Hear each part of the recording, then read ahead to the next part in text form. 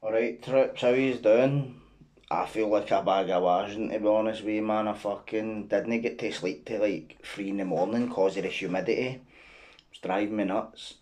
And then I ended up, making an attempt to feed my python. She's no ate for a couple of weeks. But she took the food, happy to say, and nearly fell out the fucking cage trying to eat it. But all good. So um, I feel a wee bit kind of lazy today, but I'm just chilling anyway because my wee boy's out playing football. And I've got my training tomorrow in Edinburgh with Aidan Abet. I think it's like trauma informed training, something like that. So uh, just taking it easy, then got to do that tomorrow. So big thing to get out the way. Before I get into this video, I'd like to say that I got contacted by a woman who has got a true crime podcast and does like this kind of true crime series about all these kind of notorious crimes, crime figures, all that kind of shit. And I'm going to be on it next week. It's called BBC Sounds, the app. And they want to do like a kind of project on crime in Glasgow and all this kind of shit. So they'll want to come and interview me about it and all that. So because obviously they'd watched my channel and all that, and were saying, oh, it's brilliant, and we love the way you come across and the way you put things and all that. So watch this space. I'll let you know once it's up and all that. So I was got to come on and talk about two recent kind of incidents in England, in the English penal system, England and Wales penal system. Two murders on the same day, which is quite unusual because I think in England, I've always said this, right, murders in the UK prison system, so Scotland, England, Wales, and all that, you don't really, murders are the common, far from common. Um, and I can't really think of the kind of the statistics for Scotland. I could give a guess, but like I'd read England and Wales in like the space of 40 years, they had like 90 murders. 90 too many, obviously, but nowhere near bigger countries and um, like maybe America where it's like probably a daily or a weekly occurrence. But two in the same day, it was in separate prisons, is quite shocking. Um, if I had to guess, like in Scotland, since I've been alive, I think I can only think of maybe one, two, maybe four or five. Do you know what I mean? There might have been more. I don't really know, but I can only think of that off the top of my head, about five, right?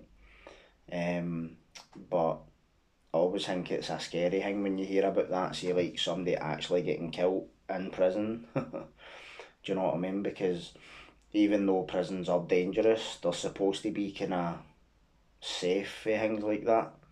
But apparently, in I think it was July the 12th, July the 13th, there was a murder in HMP Peterborough in Cambridgeshire, um, and one in HMP Dovegate in Staffordshire.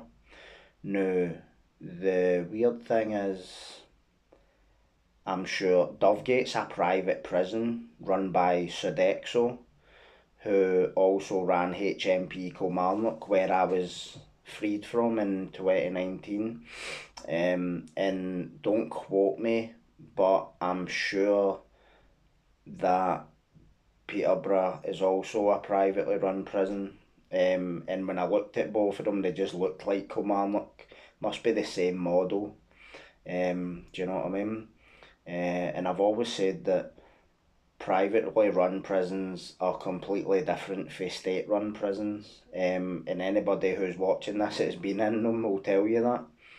And what I mean by that is the staff don't seem as cohesive in a private prison as opposed to the state run prison. Um,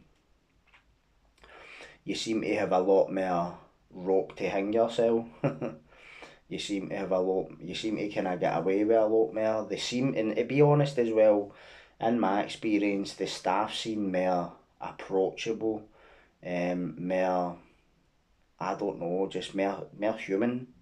They seem more human, to be honest, as opposed to a lot of staff that I kind of came across in like state run, government run prisons.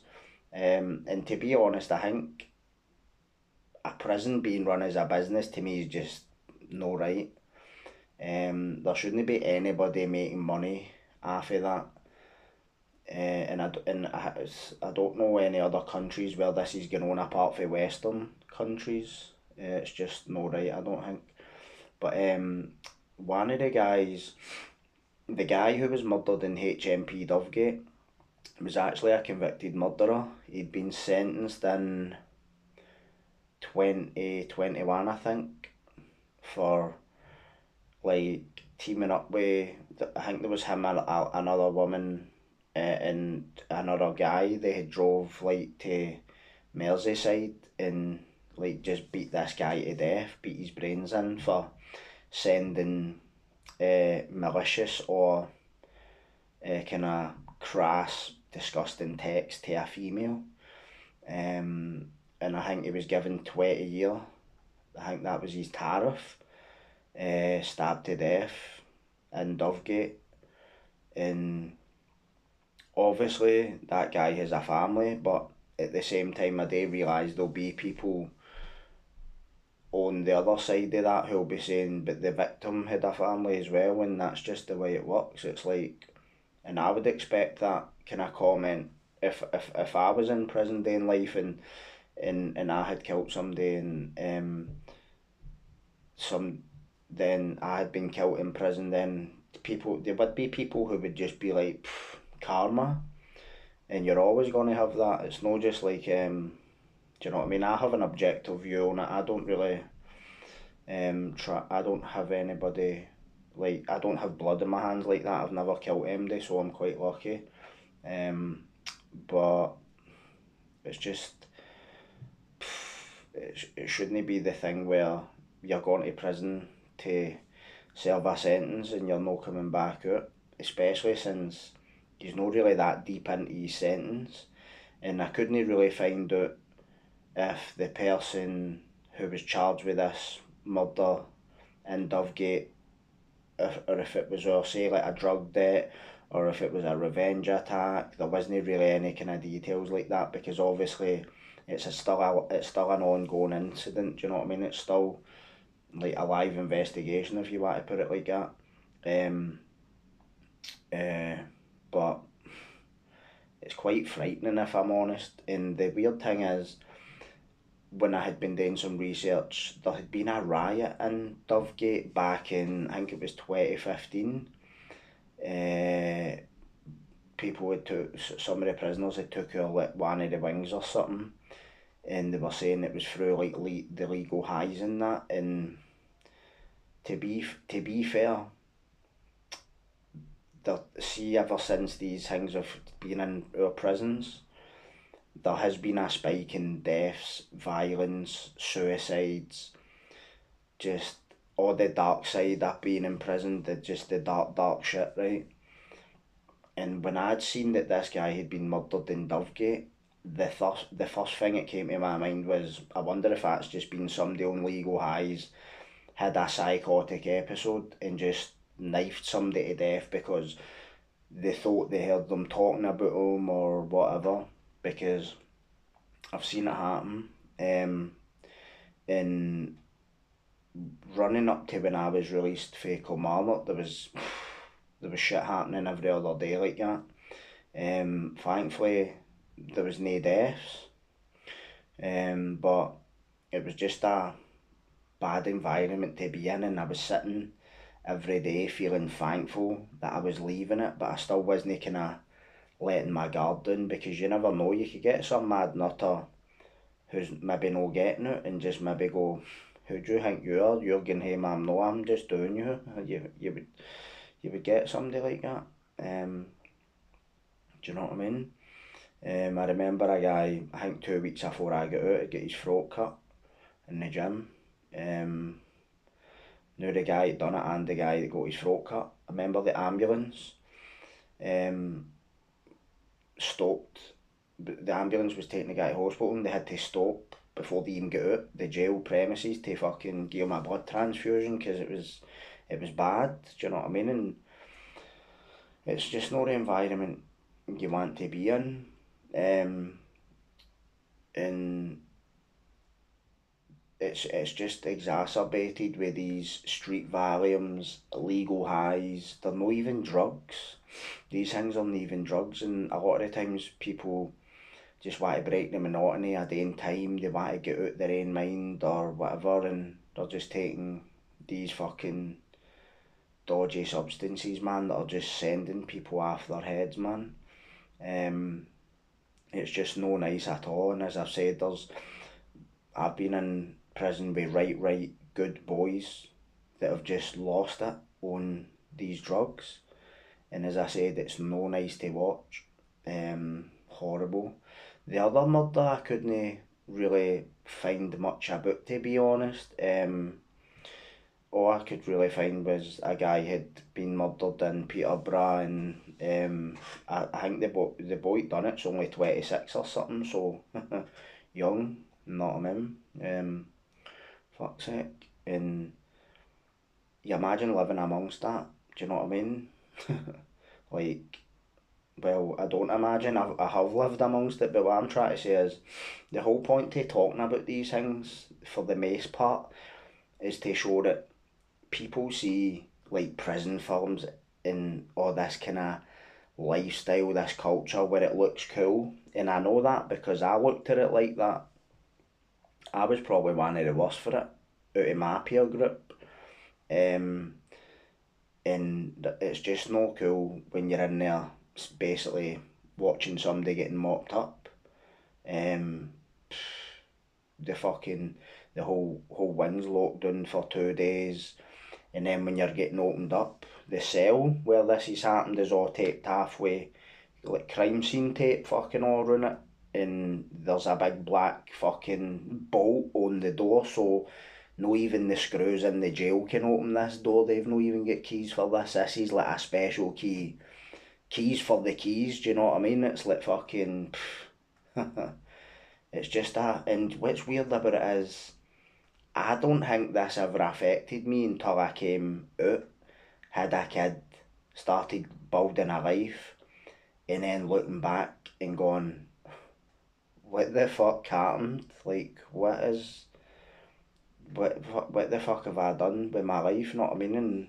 And it's what I always say, I'm lucky that I'm here, able to talk about it and reflect and fucking live the rest of my life out here, do you know what I mean? But some people are never gonna make it, and you might be that person.